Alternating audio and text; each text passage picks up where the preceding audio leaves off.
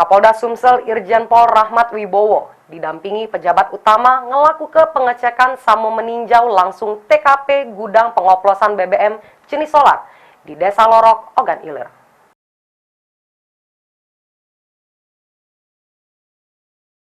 Peninjauan sama pengecekan Kapolda Sumsel ke TKP gudang pengoplosan BBM jenis solar yang berada di Desa Lorok, Ogan Ilir didampingi pejabat utama Polda Sumsel.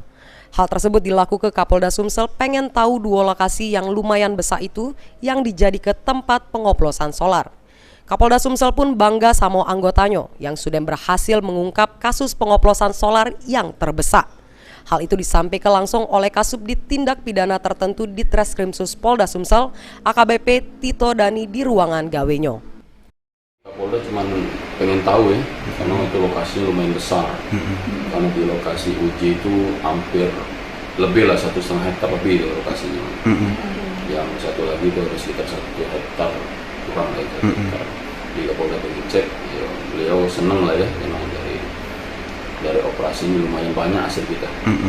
Nah sampai sekarang pun minyak masih disedot Pertamina, masih belum habis-habis itu. Hanya kita juga hasil ilegal itu.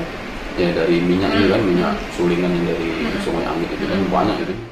Diketahui pada Jumat kemarin, Tipiter di Treskrimsus Polda Sumsel berhasil mengungkap gudang pengoplosan solar serta ngaman ke sebanyak 291,1 ton solar palsu. Mulyadi, PAL TV.